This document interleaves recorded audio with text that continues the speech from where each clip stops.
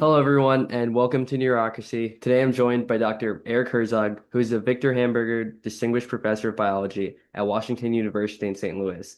He's a leading expert in circadian rhythms, which are the clocks in our bodies that shape when we sleep, eat, and even our body temperature. His lab studies have disruptions to these rhythms, can disrupt preterm birth, and also lead to brain cancer. And he's also a powerful advocate for using sleep science to inform policies such as daylight saving time and school start times. For my first question, Dr. Herzog, I want to ask, what actually is a circadian rhythm and how does it go beyond sleep?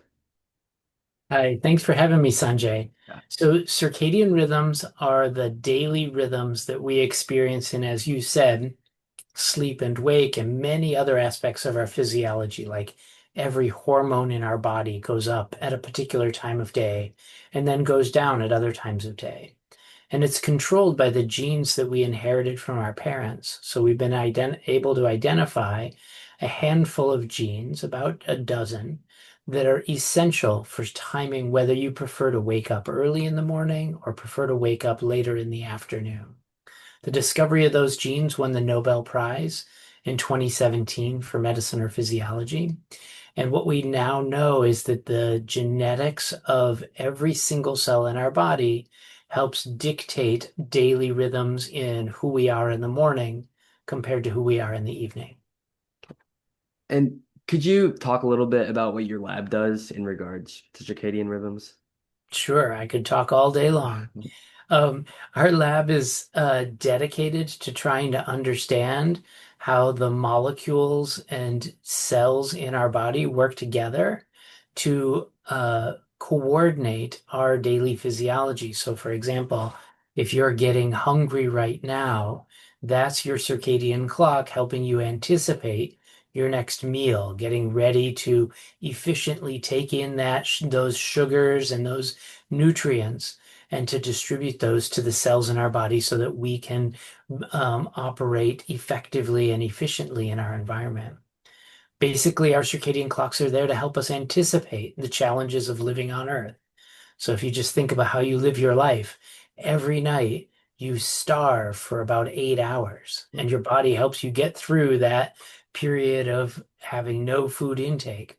And then during the day, your circadian clock is regulating things like food intake, but also many other behaviors like how to find a safe place to live, how to find an appropriate mate. Your circadian clock regulates everything about you. So, continuing on from those examples, have you ever found any very surprising places in the body that circadian rhythms play a role in? Yeah, lots of examples. So in the beginning, my lab was dedicated to just understanding the healthy biology of how we're different in the morning than we are in the evening. And in that process, we discovered many different cell types that originally we thought would not be intrinsically circadian. That means that all by themselves, they can keep 24-hour time. So in the beginning, we thought there would be one central clock, and it was just telling everybody what time it was. But what we subsequently discovered is that, in fact, our body is really a clock shop. So our brains are made up of many different cell types, each of which has its own circadian clock that synchronizes to the central clock in the brain. And so we've been able to discover that by having multiple clocks, the body can do more things like adjust to seasons and be able to withstand different kinds of environmental challenges like living in constant light or adjusting to a light dark schedule where food is coming at the wrong time of day.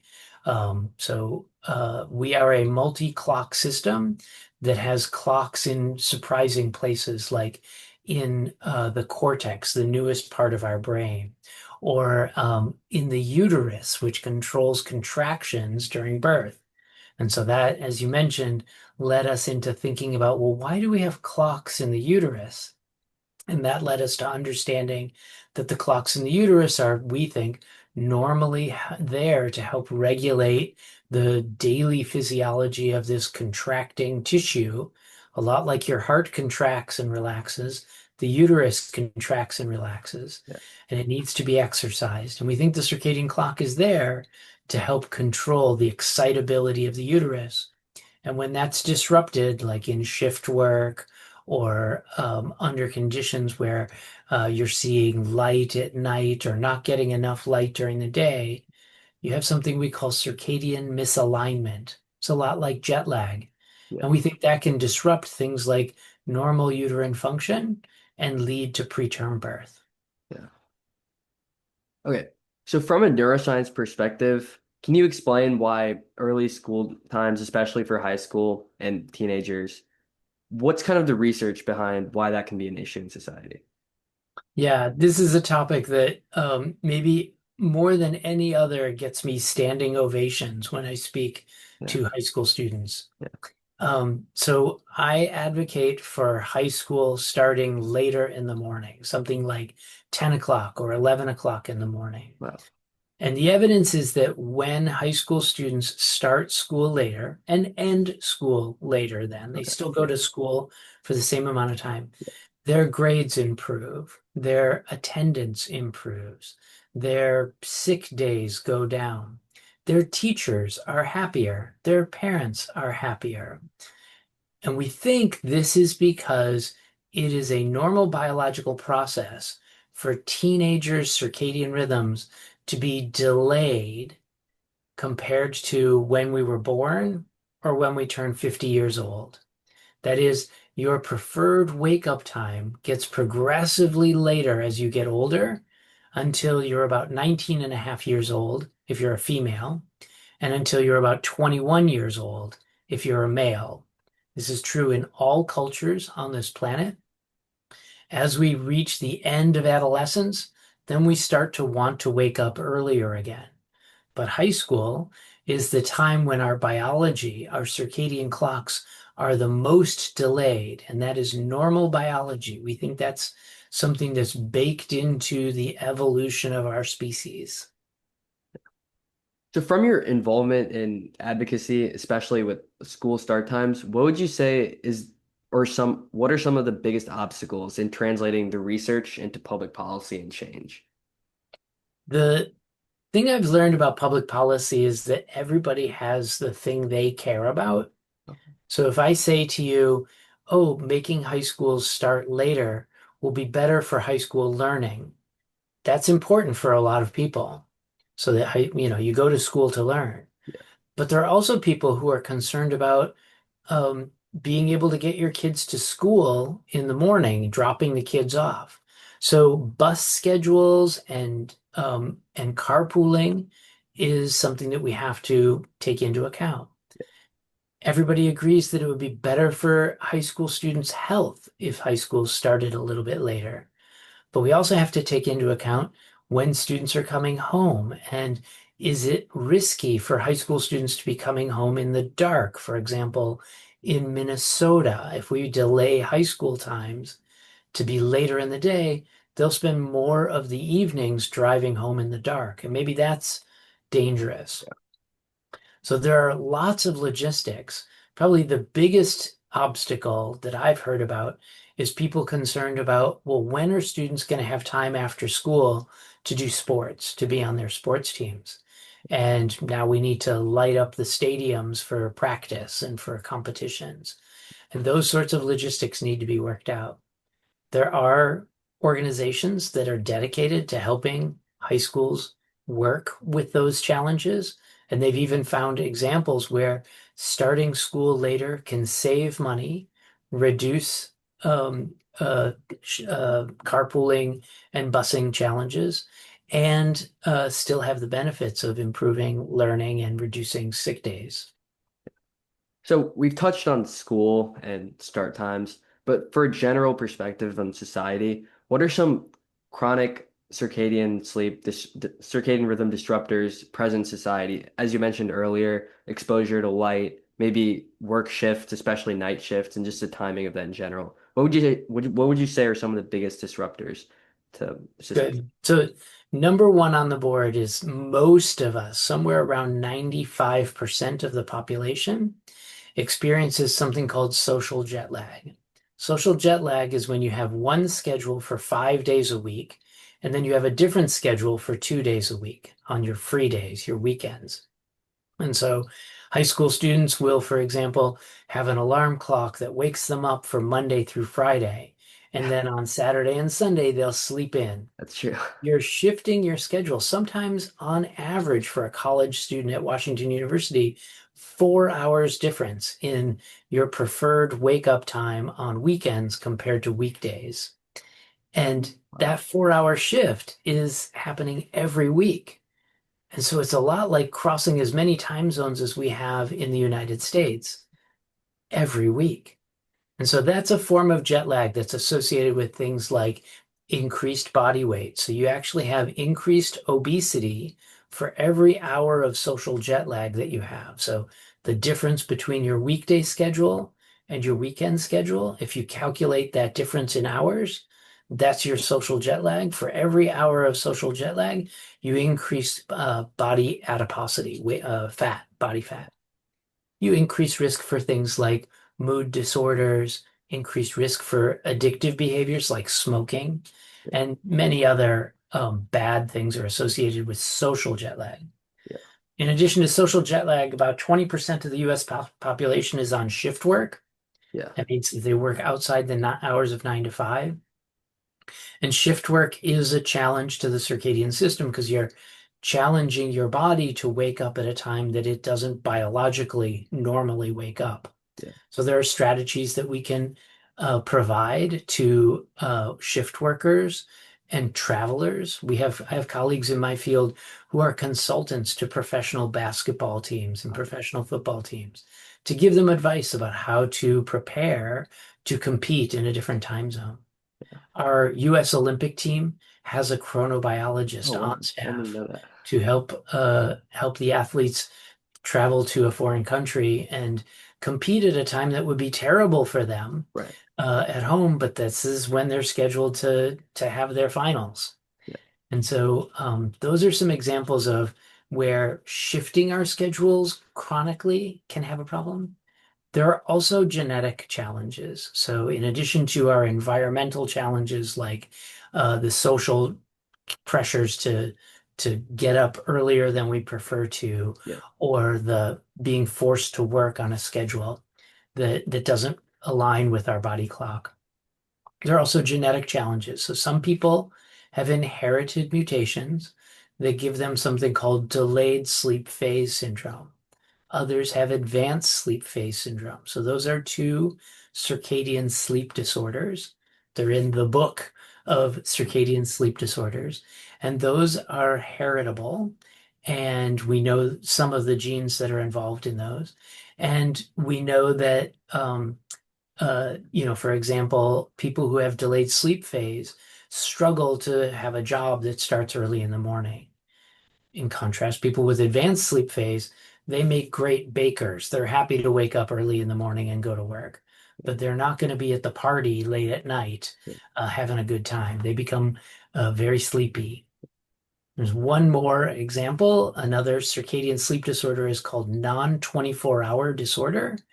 These are people who can't keep a 24-hour schedule. So you tell them, want you to be at class 8 o'clock tomorrow, and they wake up at 9 o'clock. But then the next day they wake up at 10 o'clock. The next day they wake up at 11 o'clock. They're failing to synchronize to local time. And this non-24-hour disorder is usually associated with being blind to light. They're not getting the light they need to synchronize to local time.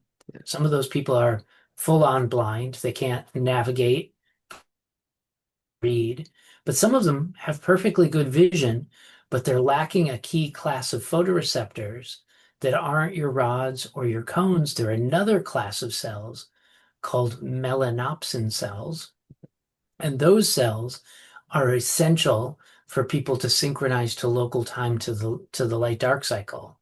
And we think there are some people out there that are struggling to keep a 24-hour schedule because they have a problem with the input to their biological clock. Were the melanopsin cells discovered from like examples of people like who were unable to? process like the light and Great question. No, okay. melanopsin cells were discovered through basic research, first looking in frogs. Okay. A guy named Iggy Provencio was looking at different kinds of pigments that are responsible for absorbing light and allowing organisms to respond to light.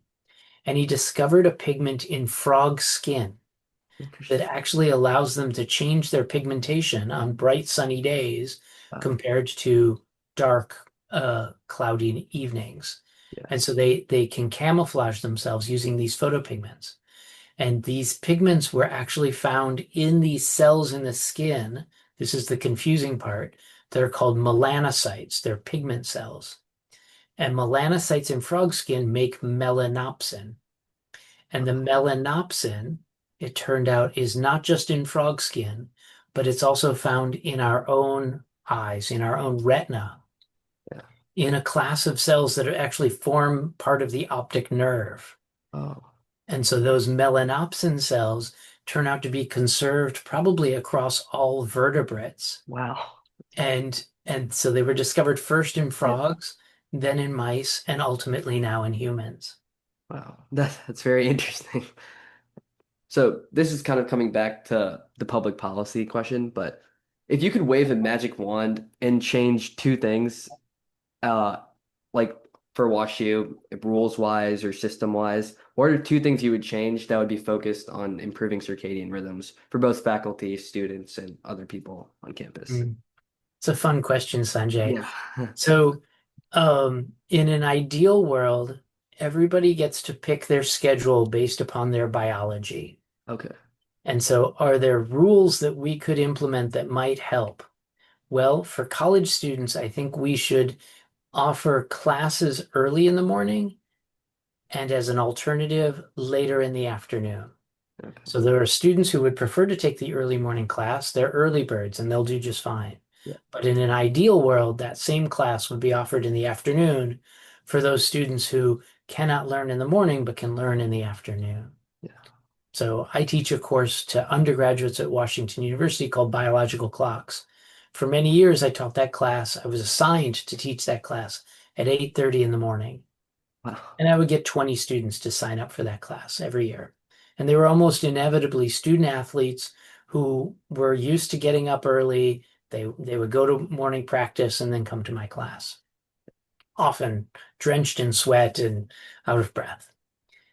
And then I said to the university, why do I offer this class at 8:30? How about if I offer it at 4 o'clock in the afternoon? And they said, sure, go ahead. So I switched the class to 4 o'clock in the afternoon and enrollment jumped to now I think I'm at over 130 Wow. students. Yeah. So that's just an example of how our policies about when we offer things Yeah. influence who uses it. And at the university, they're very happy with this outcome. They have more happy students, and they're also using a classroom at a time when it otherwise wouldn't have been used. And so we're taking advantage of the students' circadian rhythms Yeah. to, fill the classrooms around the clock. Yeah. So we're more efficiently using the energy at the university. Another fun one, I'm just spitballing here, Yeah. Sanjay, Yeah. but we can think about the influence of how we live our lives on the world around us. So artificial light Yeah. is a concern for many different reasons. Artificial light at night can affect our circadian rhythms. They can also affect migratory animals, for example. And so it turns out that with the advent of LED lighting, we save a lot of energy because those are much more efficient lights than we used to use. The incandescent and fluorescent lights were much more energy consuming. But now with cheap, efficient LEDs, we light up everything.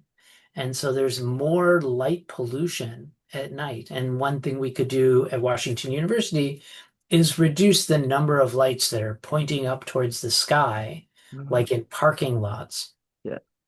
that are adversely affecting migratory animals. Yeah. So I think it would be really fun to uh, have a smart university where we Yeah. had lighting that was making the the pathways safe for people, and limiting the light pollution so that people could sleep in their dorm rooms without light shining through the windows. People could, birds could migrate past Wash U without getting confused. That's a very creative insight. Yeah. So obviously there's obstacles to creating a circadian campus, as we discussed earlier. But what's one tip you have for people to improve their alignment with their circadian rhythms that they can do by themselves, even if they can't control their schedule?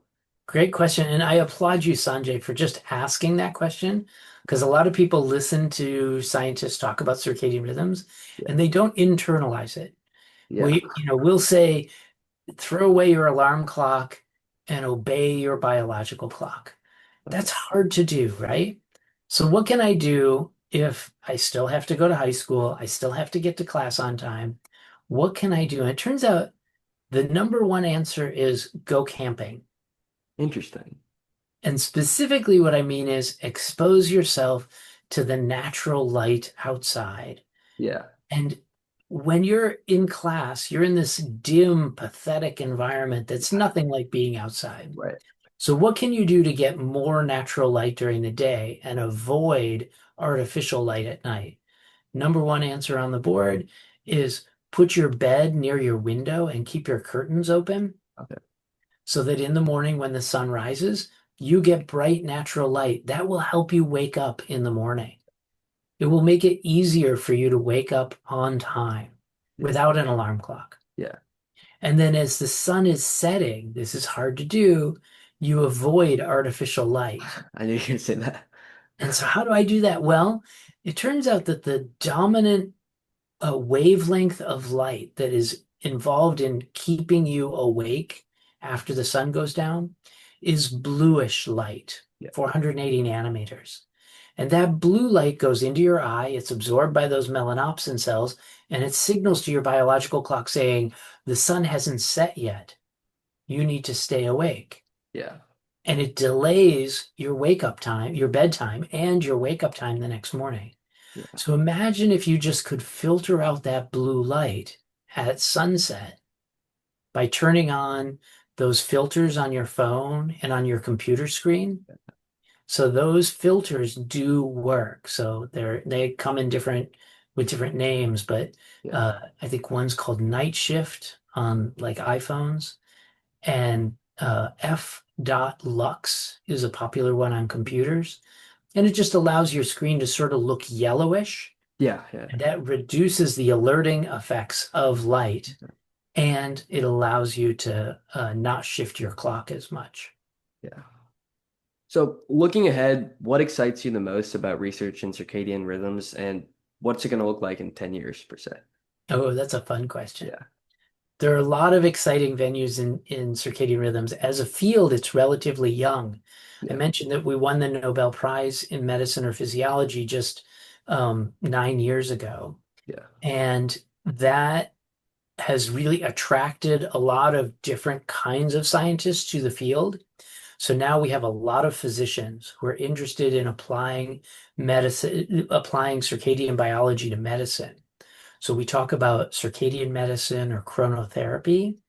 We talk about chronodiagnostics, taking into account time of day when we prescribe medications.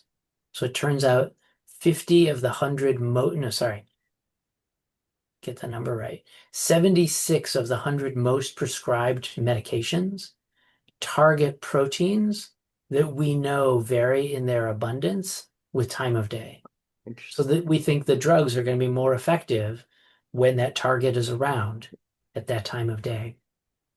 So we call this chronotherapy or circadian medicine. Diagnostics. We often take a sample like, well, we need to draw some blood and we'll come back and tell you whether or not you have a disorder.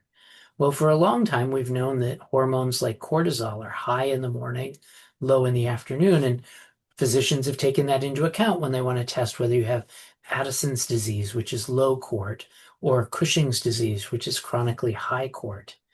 Well, we need to do that for just about everything we're measuring now in the clinic. We need to take into account when is it normally high and when is it normally low. That's chronodiagnostics. So I think those are exciting directions for the field. For me personally, we're running clinical trials for brain cancer and for preterm birth, and I'm excited for those studies. Okay. And I'm also really excited about the fact that we've developed methods now to understand how this system works normally, how the brain develops circadian rhythms in utero, you start ticking, and how that synchronizes to the mom, and how your brain wires up to be a network of clocks. Those, for me, are really exciting frontiers for the future. Yeah. Understanding the epigenetics, how your experience changes how your clocks work, that's going to be a big front for the future. All right. With that, thank you for sharing your insights and personal experience with neurocracy today. We'll be continuing the Circadian Campus episode and continue hearing from critical insights. And thank you for coming on today. My pleasure. Thank you